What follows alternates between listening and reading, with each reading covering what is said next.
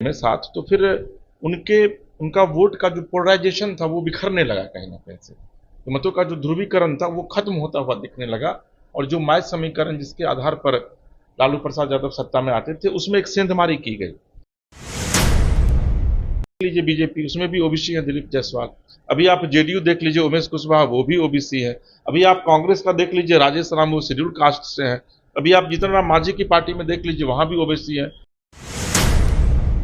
तेजस्वी यादव और लालू यादव की जब मीटिंग हुई पिता पुत्र की, तो ये हुआ फाइनल कि नहीं भाई, मंगनी लाल मंडल को ही पार्टी की कमान दीजिए, क्योंकि मंगनी लाल मंडल नीतीश कुमार के साथ भी काम किया, उनके पास लंबा अनुभव है, मंत्रिमंडल का भी अनुभव है, सांसद भी रहे हैं, विधायक भी रहे हैं, और खास करके एक वोट को, जो वोट बैंक है, उस वोट को अपनी ओर मुखातिब करने में हो सकता है वह कामयाब रहे। मैं स्नेहा और आप देख रहे हैं न्यूज बाइस्कोप। बिहार की राजनीति में दिन प्रतिदिन खलबली मची रहती है। अभी हम आपको बता दें कि मंगनी लाल मंडल को आरजेडी की कमान सौंपने के लिए नामांकन किया जा रहा है। तो हमारे साथ संपादक एसके राजीव मौजूद हैं, जो बताएंगे कि ये जो नया समीकरण है वो आरजेडी के लिए कितना लाभ होगा या नुकसान होगा। क्या बोलते हैं सर इस पे? नहीं, देखिए स्नेहा, दरअसल में आरजेडी जो है उसका जो बेस वोट रहा है बिहार में, आप अगर 1990 के दशक की बात करेंगे या फिर जब आप रिसर्च करेंगे तो आपको पता चलेगा कि जो बेस वोट रहा है वो माय समीकरण, यानी कि MY मुस्लिम यादव समीकरण, और उसी की बदौलत लालू प्रसाद यादव न सिर्फ बिहार में एक अपनी छवि उन्होंने बनाया, बल्कि राष्ट्रीय स्तर पर उनकी एक अलग पहचान बनी। और 1990 में ये वोटर जो थे वो इंटैक्ट थे, मुस्लिम और यादव, और आप अंदाजा लगाइए कि 14% यादव, 17% मुस्लिम, तो लगभग 31% ये वोट हो जाता है। इसके बाद जो ओबीसी मतदाता हैं, जो ईबीसी मतदाता हैं, जो शेड्यूल कास्ट शेड्यूल ट्राइब्स के जो मतदाता हैं, उन पर भी लालू प्रसाद यादव की एक अच्छी पकड़ हो गई थी, और सवर्ण में भी जो कुछ खास जातियां हैं उनका वोट उनको मिलता था। 1990 के दशक में कांग्रेस जैसी पार्टी को इसी माय समीकरण के बदौलत जो है वो लालू प्रसाद यादव उन्होंने सत्ता से बेदखल किया था।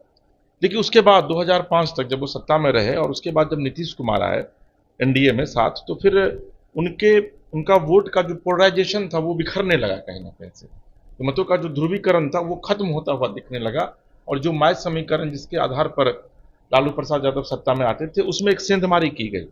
सेंधमारी क्या की गई कि जेडीयू ने जो है वो मुसलमानों को अपने पाले में लाने का काम किया, कांग्रेस जो है वो कांग्रेस को मुसलमान वोट करते थे, और यादव में भी कई ऐसे नेता थे जिनको कि जेडीयू बीजेपी ने उस समय प्रमोट किया। रामविलास पासवान उस समय दलित बड़े नेता के तौर पर उभरे थे, तो दलितों का वोट उन्होंने अपनी तरफ खींचा, और जो जो वोट की आरजेडी से कटा। तो उसके बाद लालू प्रसाद यादव लगातार कमजोर होते चले गए, और इतने कमजोर हो गए कि 2010 में उनको 20 सीट मात्र मिली थी। समझिए कि जो पार्टी 15 साल तक लगातार बिहार में शासन कर रही है वो 20 सीटों पर आकर के अटक गई थी। तो उसके बाद फिर से आरजेडी खुद को अपने पैर पर खड़ा करने की कोशिश की, लेकिन खड़ी नहीं हो पाई। 2014 में जब फिर से नीतीश जी लालू के साथ हुए, तो फिर आरजेडी जो है वो थोड़ी मजबूत हुई, और आप देखे होंगे कि 2020 के चुनाव में आरजेडी जो वो सबसे लार्जेस्ट पार्टी के तौर पर बिहार में उभरी थी। जगदानंद सिंह प्रदेश अध्यक्ष थे अभी कुछ दिन पहले तक, लेकिन आज से 1 साल पहले जगदानंद सिंह जो है उन्होंने पार्टी की कमान छोड़ दी। हालांकि उनको हटाया नहीं गया, लेकिन उन्होंने कहा कि भैया मेरी उम्र इतनी हो गई है, चूंकि मैं लालू यादव के समकालीन हूँ, तो मैं अब पार्टी के दायित्व को संभाल नहीं सकता, और अभी चुनाव है। तो फिर हुआ कि अब किनको अध्यक्ष बनाया जाए, तो लंबे समय से इसकी तैयारी चल रही थी। तो मंगनी लाल मंडल जो है वो बेसिकली रहने वाले हैं उत्तरी बिहार के, मधुबनी से शायद वो बिलोंग करते हैं, और जो मंडल कम्युनिटी के जो लोग हैं, धानुक समाज के जो लोग हैं, उन पर उनकी एक अच्छी पकड़ मानी जाती रही है। तो पिछले कुछ दिनों से एक चर्चा थी कि भाई मंगनी लाल मंडल, अभय कुशवाहा, उदय नारायण चौधरी, आलोक मेहता, इनमें से किसी को बनाया जाएगा। लेकिन देर रात तेजस्वी यादव और लालू यादव की जब मीटिंग हुई पिता पुत्र की, तो ये हुआ फाइनल कि नहीं भाई, मंगनी लाल मंडल को ही पार्टी की कमान दीजिए, क्योंकि मंगनी लाल मंडल नीतीश कुमार के साथ भी काम किया, उनके पास लंबा अनुभव है, मंत्रिमंडल का भी अनुभव है, सांसद भी रहे हैं, विधायक भी रहे हैं, और खास करके एक वोट को, जो वोट बैंक है, उस वोट को अपनी ओर मुखातिब करने में हो सकता है वह कामयाब रहे। क्योंकि आप देखेंगी स्नेहा, कि जो दक्षिणी बिहार का जो ये मगध का जो जोन है पूरा, उसमें आरजेडी ने अच्छा परफॉर्म किया, लोकसभा में भी और 2020 की विधानसभा में भी। लेकिन उत्तरी बिहार के कुछ इलाकों में, सीमांचल के इलाकों में ओबीसी ने वहां उनका वोट काटा। मिथिलांचल के इलाकों में जो अति पिछड़ी जातियां थी वो एनडीए के साथ हो गई, लिहाजा उधर सीट कम मिला। तो मंगनी लाल मंडल को इसलिए लाया गया है, पार्टी में लाया जा रहा है, आज उन्होंने नॉमिनेशन किया है, ताकि आने वाले दिनों में मंगनी लाल मंडल उत्तरी बिहार के साथ साथ दक्षिणी बिहार में भी जो मंडल कम्युनिटी के जो लोग हैं या फिर जो ओबीसीज हैं, एससीज हैं, उनको अपने पाले में वो ला सकें। क्योंकि मंगनी लाल मंडल के विषय में यह कहा जाता है कि वो बोलने के लिए जाने जाते हैं, बड़े प्रखर वक्ता भी हैं वो, और एक कुशल सदैव वे राजनेता है। तो इसलिए उनका जो है वो नॉमिनेशन आज करवाया गया है, ताकि आने वाले इस विधानसभा चुनाव में आरजेडी जो है वो मैच समीकरण से थोड़ा हटे और शिफ्ट करे इस तरफ कि उनको फिर से ओबीसी, ईबीसी, एससी, एसटी इसका वोट भी उनको मिल सके। तो माई समीकरण जो ये समीकरण होगा, ये आरजेडी के लिए कितना फायदेमंद होगा, कितना परसेंटेज बता पाएंगे आप? नहीं, देखिए स्नेहा, माय समीकरण के बल पर ही आरजेडी शासन करती रही है, लेकिन आरजेडी को यह पता है कि माय समीकरण में अब बिखराव हो रहा है। देखिए असदुद्दीन ओवैसी मुस्लिम के बड़े फेस हैं राष्ट्रीय स्तर पर, और सीमांचल में 2020 में चुनाव लड़े थे, 5 सीट वो जीत करके लाए थे। तो अगर वो इस चुनाव में खड़े होते हैं तो मुस्लिम वोट जो है वो बटेगा। जेडीयू मुस्लिम वोट को कुछ अपनी तरफ शुरू से काटती रही है। इसके अलावे और भी जो एलजेपीआर है, चिराग पासवान की पार्टी, जीतन राम मांझी की पार्टी है, हम, ये लोग दलित चेहरे हैं, तो ये लोग दलित वोट को अपनी तरफ ला रहे हैं। तो ऐसी स्थिति में सिर्फ माय समीकरण के सहारे आरजेडी सत्ता में फिर से काबिज नहीं हो सकती है, और यही वजह है कि मतों का किस तरीके से पोलराइजेशन, ध्रुवीकरण तमाम जातियों का।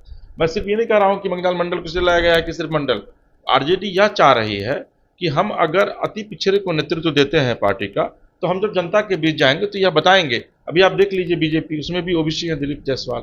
अभी आप जेडीयू देख लीजिए, उमेश कुशवाहा, वो भी ओबीसी है। अभी आप कांग्रेस का देख लीजिए, राजेश राम, वो शेड्यूल कास्ट से हैं। अभी आप जीतन राम मांझी की पार्टी में देख लीजिए, वहाँ भी ओबीसी है। उपेंद्र कुशवाहा की पार्टी में देख लीजिए, वहाँ भी ओबीसी है।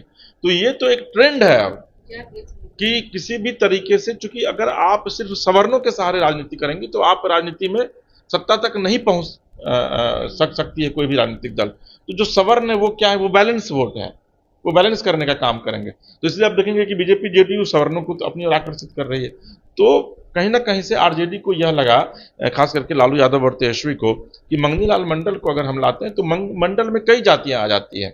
जैसे कि आप अगर उत्तरी बिहार में जाएंगी तो धानुक कहा जाता है मंडल को, कहीं पर केवट के में भी मंडल को रखा जाता है। आप भागलपुर के इलाके में जाएंगे तो मंडल की बड़ी आबादी है उस तरफ से। तो अगर एक बड़ी आबादी जिसकी है उसका नेतृत्व करता अगर आरजेडी का बनता है तो निश्चित अब वो वोट हो सकता है कि शिफ्ट करे आरजेडी की तरफ। तो मुझे लगता है कि इसी को ध्यान में रखते हुए और माय समीकरण को और ज़्यादा मजबूती मिले, क्योंकि माय समीकरण में अभी भी थोड़ी सी इंटैक्टनेस है। यादव जो है वो आपको सिर्फ वहीं पर, जैसे बीजेपी का कोई यादव खड़ा होगा और आरजेडी से अन्य जाति का खड़ा होगा तो वहाँ पर यादव को या बीजेपी के कैंडिडेट को वोट करेंगे लोग, जो भी यादव समुदाय के लोग हैं। तो मन यही होता है। तो यही वजह है, काफ़ी कैलकुलेटिव वे में आप इसको ले सकती हैं कि मंगनी लाल मंडल को इसलिए लाया गया है ताकि आने वाले दिनों में आरजेडी जो है वो बिहार में जो वोट बिखर गया था आरजेडी का, उसको फिर से अपने पाले में ला सके और सत्ता पर काबिज हो सके।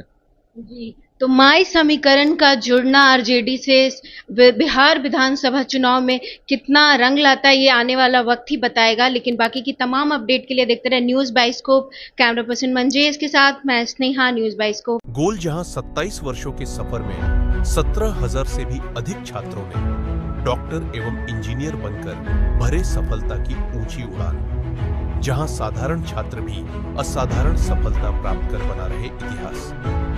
दूरदर्शी शिक्षाविद श्री विपिन सिंह के मार्गदर्शन में मेडिकल एवं इंजीनियरिंग के लाखों छात्रों के लिए आशा की किरण के रूप में गोल्ड रिजल्ट फैक्ट्री